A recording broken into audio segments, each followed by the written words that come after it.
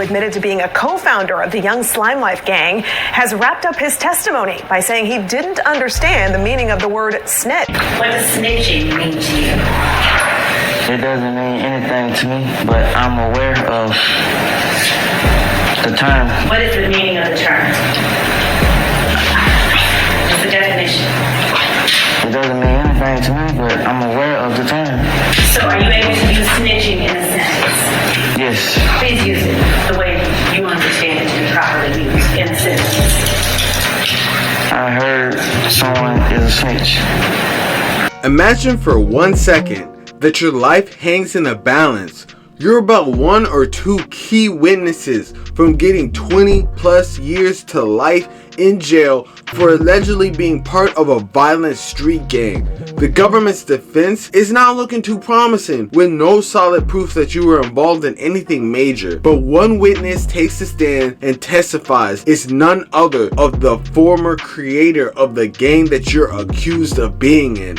Not to mention, this key witness out here looking like an elderly hobo version of Kane the Conqueror with a black mad scientist haircut, looking like a crashed out Frederick Douglass, man. I don't know what to say about that. But you think that he's gonna keep it on muerta, right? He's not gonna say nothing too crazy or incriminating. He's not gonna let the pressure of the government push him into becoming a quote unquote snitch, right? I heard someone is a snitch. That must be what's going through Young Thug's head when he saw his quote-unquote brother, Trontavious Stevens, take the stand and testify against him. Honestly, no one would have expected the testimony coming from this man, especially when knowing that he was a high-ranking member of the Raised on Cleveland blood set in Atlanta and the co-founder of YSL. Trontavious, aka YSL Slug or Tick, as he's called in many songs or on the streets, gave an insane testimony detailing how YSL was most definitely a gang. In his words, a force for negativity, despite the music coming from the gang being a source of positivity. He went into detail talking about Young Thug being disappointed that they didn't shoot or beat up individuals, and even gave locations of where YSL were known to deal drugs in the Cleveland Avenue area. Man, we gotta get into the rise of Trontavious Stevens and how the founder of one of the most feared blood sets in the city of Atlanta and high-ranking member of YSL became a state's witness in the blink of an eye right now. We're gonna get into it right now, but before we do, you already know what we gotta do, man. Like, comment, subscribe. We on the road to 100K subscribers. I don't care. I swear, if we don't get 100K by the end of the year, I'm straight offing myself, man. That's on everything. Make sure you tap onto the merch. Link in the description at staysafeworld.com. Man, we finna run this up. Let's get it.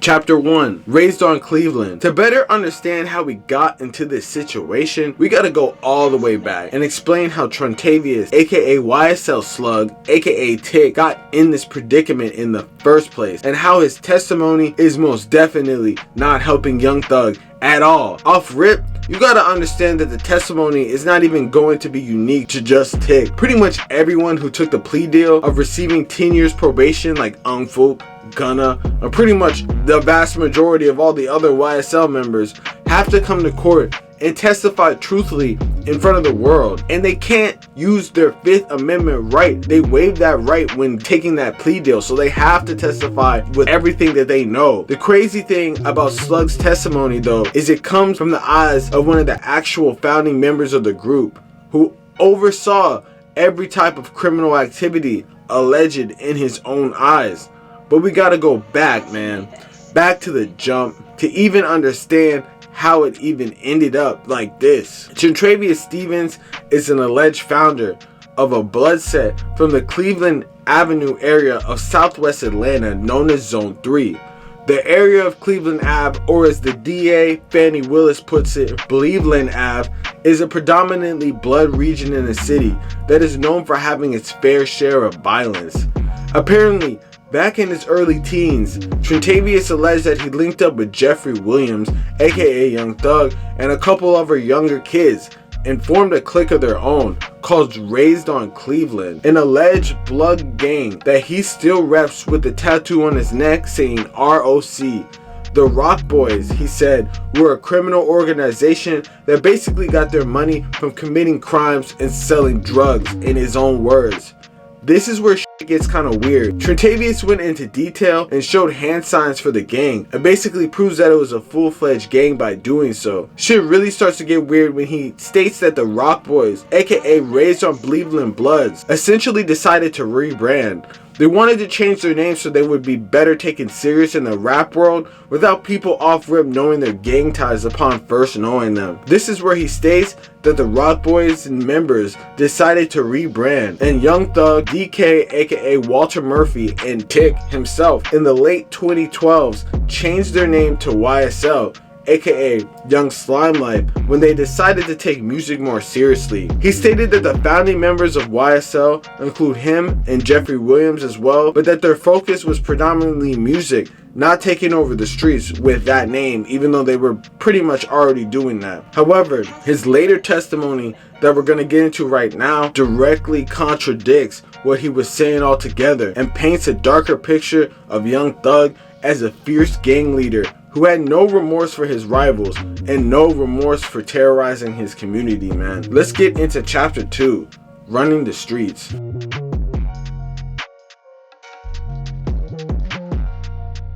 The fundamental argument that Young Thug and his attorney Brian Steele have is that YSL is not a criminal organization, but it's just a group of musicians and a record label.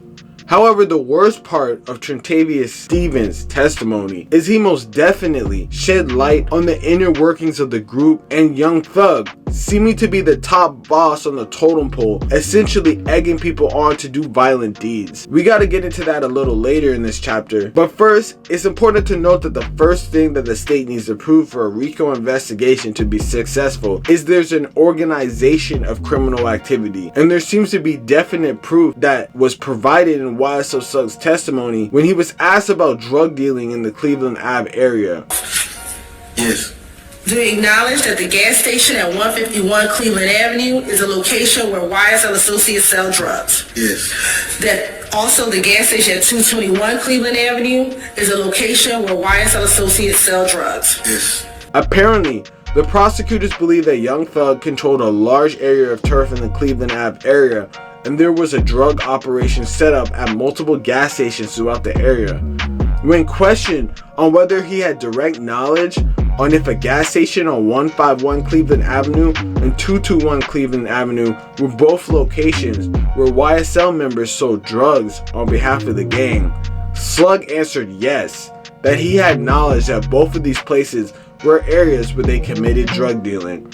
The prosecutors are slowly giving more and more information to make YSL seem less like a random group of rappers who just happen to come from the streets and have associates that might be committing crimes loosely, but a full-out enterprise that with a structure hell-bent on destroying the community, almost like a cartel or those old-school Italian mob bosses at the turn of the century. One of the most damning parts of his testimony was definitely what I was previously glossing over, which was him admitting that Young Thug had a group chat with all the shooters in the crew and would press them into committing crimes. It's honestly crazy. Imagine a whole group chat full of evidence of real crimes.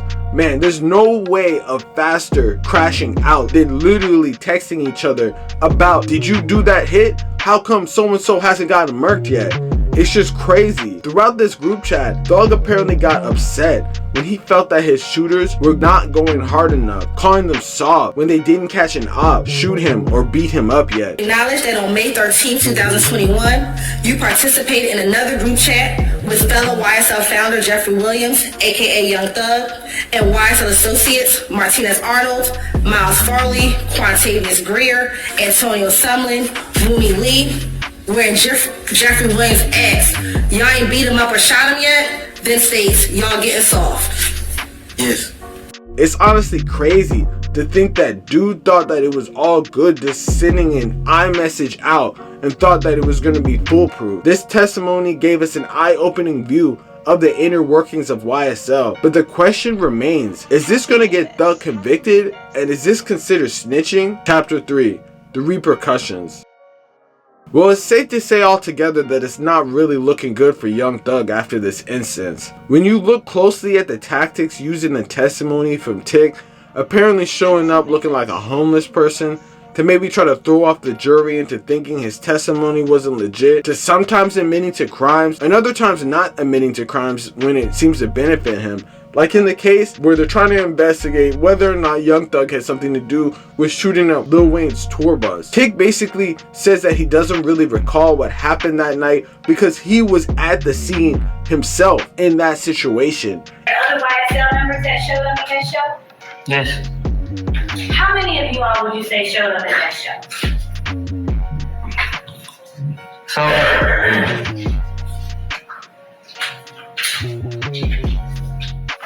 I'm not being irresponsible, but this particular day was my birthday. So everyone was like trying to go out and have a good time and help me celebrate. Okay. And so did you all go to the beginning of the show? No. So did you all show up after the show was over? No, we actually made it like while the club. It wasn't really a show. At the compound? Yeah, it wasn't a show. It was him being there. Okay. And so was Jimmy Winfrey with you all? Yes. And so you all came together like all as one? Yes. All right. And so why did you all bring guns to Lil Wayne's show at the compound in 2015 if he was you all's idol? I didn't have a gun. I don't know anything about a gun. I don't know nothing about that whole situation. I was there to enjoy myself, have a good time. It was my birthday. What whole situation? The situation with Lil Wayne. And what was the situation that you're referring to? So his tour bus was allegedly shot up. Well, not allegedly, it was shot up. Okay. Right. All right. And so you didn't have anything to do with that situation. Why did you distinguish yourself from everybody else? You said, I didn't have anything to do with that situation. Yeah. My intention on going out tonight was having a good time. We were just club hopping. And basically says that he does not recall what happened and that he just showed up to the compound, which was a club in Atlanta where Lil Wayne was performing right before his tour bus got shot up. In that instance, it seemed like he would have most likely had some type of responsibility for the incident that occurred. So he played dumb there. But in other parts of his testimony, he gave 100% the truth and everything that basically incriminated Young Thug, to sometimes admitting to crimes and other times not admitting to crimes when it seems to benefit him. It's definitely hard to get a reading of whether or not he's actively trying to send Young Thug to the gulag or if he's trying to help him. He did give a lot of information that was pretty damning and basically confirmed information. However, if that information having to do with drug dealing operations was already known and his connection was already known, he would get thrown in the gulag himself if he didn't admit to it. Him also basically giving the rundown of Young Thug being a Rock Boy member and them rebranding YSL definitely does not help the case of Young Thug, because that was information that the DA and the prosecutors probably did not know before this. On top of the fact that he openly admitted to having knowledge about the group chat that Young Thug was essentially sending out street instructions, is definitely not going to help Young Thug's case as well. It's hard to say how the jury is going to view all this evidence, but I would definitely say that if people believe that Gunna is a snitch for taking the same plea deal, then it's safe to say that Thug doesn't think very highly of this guy. Whenever they pan over to Thug's lawyers in the corner and the defendants that are on the side of Young Thug, it seems like they're pretty much laughing at this dude and pretty much just, all chuckled out. So it goes without saying that they probably feel some type of way about him. But at the same time, the prosecutor had an issue because of the fact that Tick was talking to Young Thug and his lawyers and pretty much had a whole conversation with them for 10 minutes. Meanwhile, he wasn't talking to the prosecutors at all. He said that he would not try to talk to the prosecutors unless they pulled up and let him pull up with his lawyer. So it's an interesting dynamic right now. And a lot of people have a lot of different things to say about this testimony. Some of them saying that he pulled up looking like a homeless man because he wanted to throw off the jury. Some of them saying that he's not going to survive. Some of them saying that he might go missing. But it's very difficult because he is just one of the many people that took this plea deal, and he is not going to be the first person. I'm telling you, every single person that signed that plea deal agreement that ended up getting just 10 years of probation so they didn't have to face the 20-year plus sentence, which probably was the smart thing to do with the amount of other people giving information and snitching in this case, has you really wondering what is going to be the end goal of everyone right here. Because Trontavious obviously is not going to be able to go to the streets, because 100% people were going to view this as snitching, whether or not he gave information that was known or not. If you're sitting there and testifying, it's going to make people think you're a snitch. Like, look at what Rollo said. Even though he's not the most credible person in this department, he basically said that if he ever ended up testifying on someone like this, just kill him right now. Basically, that's what he said. And honestly, if you're testifying in a gang sort of situation like this, there's no testifying for someone. You're not like a witness in Young Thug's favor. You're basically testifying against him to get a lighter sentence there. And I feel that the only real reason that you would testify against your brother that was giving you money, millions of dollars from the streets, and y'all were running the streets together is, I would say, 2 to 3 reasons. Number one, you disagree with what Young Thug was doing, and you felt that there was no way out at the time, and you felt that if you left the gang, you would die, and you pretty much feared for your life. So you took this opportunity to essentially, snitch and give all the information you could because you didn't want to go for jail for something that you disagreed with. That's number one. Number two is pretty much there's so many people snitching in this case that if you don't give information, you're going to end up locked up in jail. Look at the Tory Lanez case. I feel like Cat Williams pretty much summed it up. Tory Lanez was unable to say that the other girl shot Megan Thee Stallion, right? And as Cat Williams said, if you're not going to say that she did it, then you did it. And he is currently in decades of jail for it. Quote unquote, standing on business in this type of department. Unless you just want to be real in the streets like that, when the streets are dead, you're going to end up in jail or possibly under the jail. And it's not like Young Thug can really have a choice at this point. All he can do is keep it on Morita and not say shit. But at the end of the day, if he doesn't say anything, he's going to end up losing his whole rest of his life, 20 plus years. Bro already looks 50 and he's like 30. So imagine how stressful it's going to be in jail, man. And it's kind of crazy. Bro showed up with grills and everything looking like a real street nigga. But at the end of the day, man, this is what happens. This is why I say the streets are dead. Because there's no real unity in this stuff. Even if he were to not do this, someone else is going to. Not everyone was making the millions of dollars that Young Thug was making, That's the crazy thing about it. Not everyone was making that much money. Sure, they were making money in the streets, or sure, it's not like this dude had a desk job or something with YSL. You could go check the numbers. How do you think he was making money for real?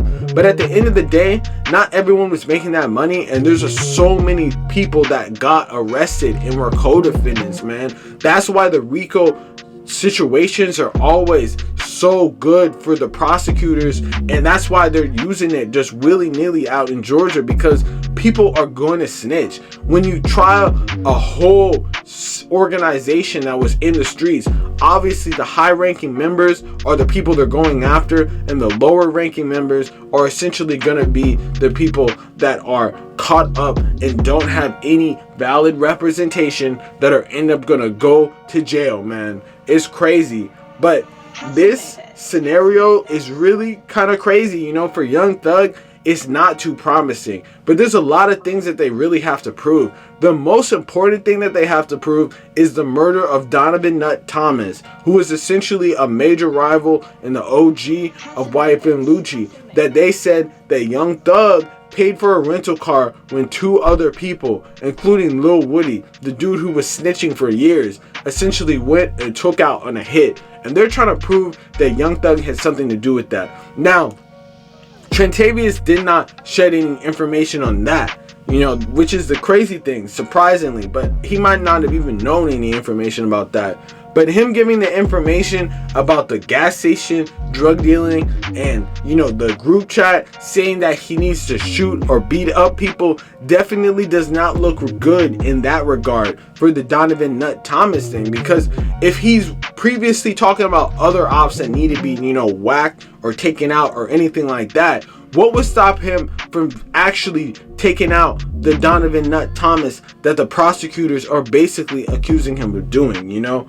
That's the crazy thing about all this, and I really wonder what is going to be the end result for this and where this is going to take Young Thug. You know, there's going to be a bunch more of these people coming through. It's not going to be just one dude. It's everyone that took a plea deal. So the internet is probably going to break when Gunna has to testify, and there is no Fifth Amendment. You can't just say, oh no, I plead the fifth or nothing like that. They're gonna have to get full details of the story, and I'm telling you that this trial is gonna be crazy. This trial's already the most expensive trial in Atlanta and Georgia state history, so I can only imagine that there's gonna be a lot more craziness coming up, and there's gonna be the internet breaking when Gunna and the rest of the people that took these plea deals are gonna take the stand, man. Is this snitching? Let me know what y'all think. Is this providing truth-telling information? Let me know what y'all think. Or do you think this is just a misunderstanding and he was trying to help Young Thug this whole time? If you watched it, let me know. Or just peep this reaction and what we said on it, and let me know what y'all think. Because honestly, I can't get a read, but maybe y'all can understand it better than me. But hey, man, let me know what y'all thinking. Real stay safe shit. You already know what's going on, man. Make sure you like, comment, subscribe. Hit that notification bell so whenever I post, y'all tune in. And make sure you tap in with the merch link in the description at staysafeworld.com, man. Let's get it, gang. Peace.